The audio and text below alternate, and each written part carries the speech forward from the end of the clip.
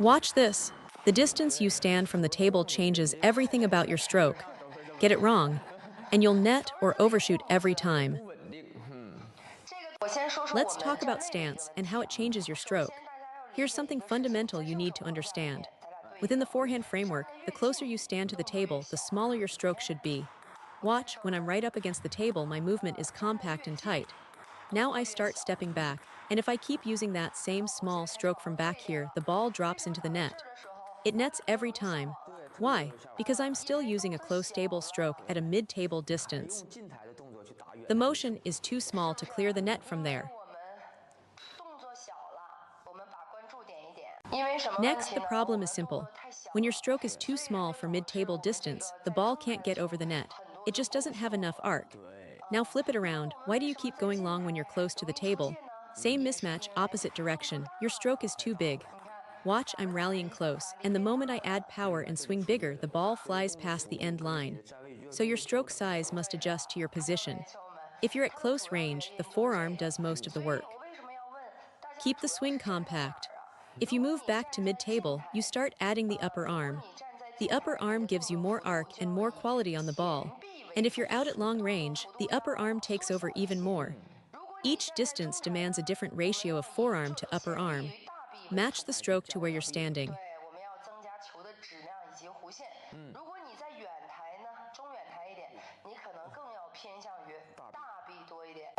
Now let's talk about center of gravity. When you stand closer to the table versus farther back, should your stance height stay the same? Think about it. Should your center of gravity be the same at close range as it is at mid-range? This is worth discussing.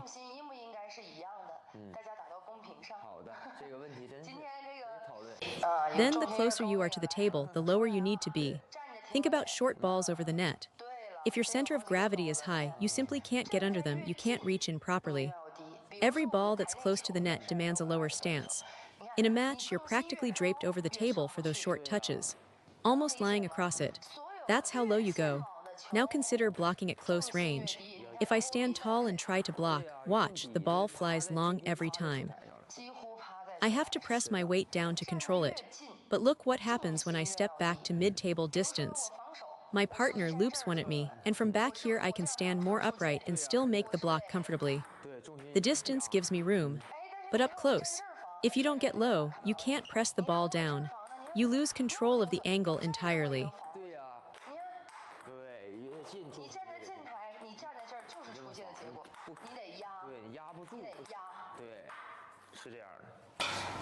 So for a forehand drive at close range, your center of gravity must drop.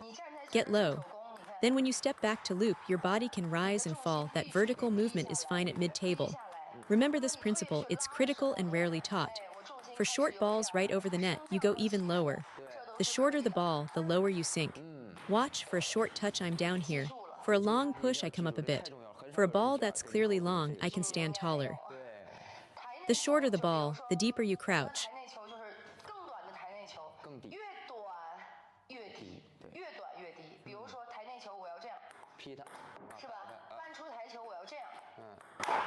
On a long ball, you don't need to crouch as deeply. But watch what happens if you stay too low on a long ball.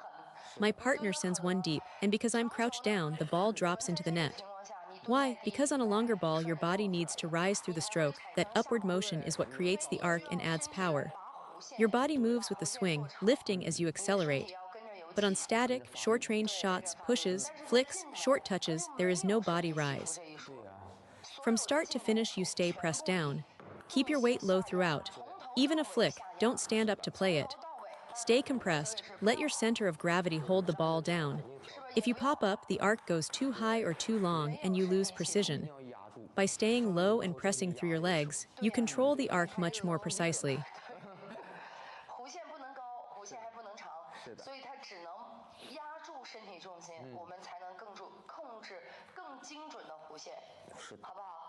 After that, next question.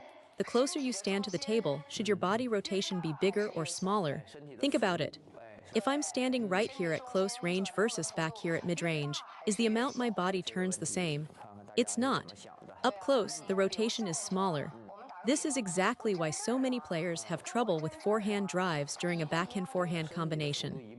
Let me demonstrate.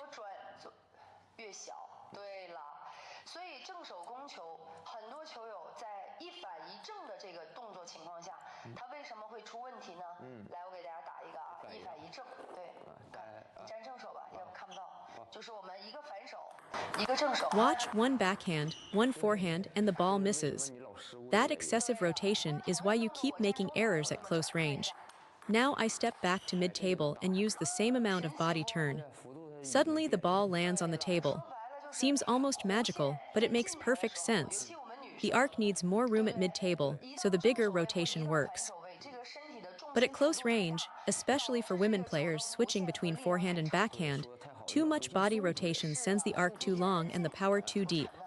You're launching the ball past the table. When you're close, everything must stay compact. Small arm swing, small body rotation. The table is short in front of you. In a defensive situation, this matters too.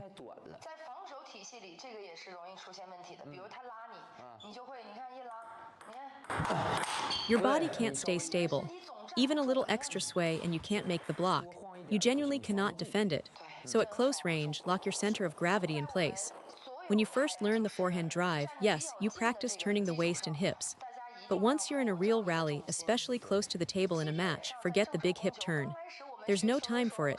You simply can't line up the ball if you're winding your body. Watch this backhand forehand sequence up close.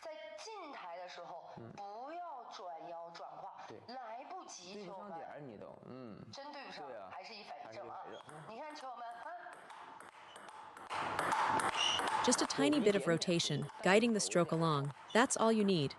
The moment the movement gets big, errors come immediately. In practice, you might not rotate much at all, and then in a match, your body turns a little, but that's not deliberate. It's inertia. When you fire the arm, the force pulls the body along slightly. The key is being able to rein that force back in to stay compact. Keep your core braced and tight. At close range, do not drive with the body.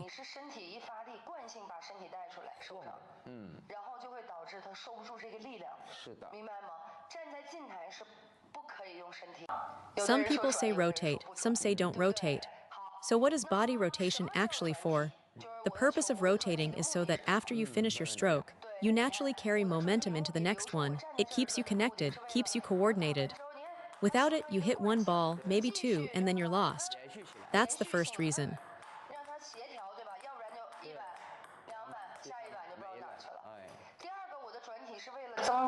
We want to combine body rotation with shot quality. That means storing energy, then releasing it. But during a rally, if your opponent sends a high-quality, aggressive ball, no matter where you're standing, you simply cannot rotate in time. There's no time for a full body turn. So you have to read the quality of the incoming ball.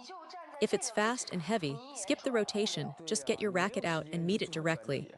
Right now, I'm standing about a meter or more from the table, mid-distance range. But if the ball is slower, lower quality, watch carefully. After the ball arrives, I have time, so I rotate fully. Because now you can load up and generate real power. That slower ball is your opportunity.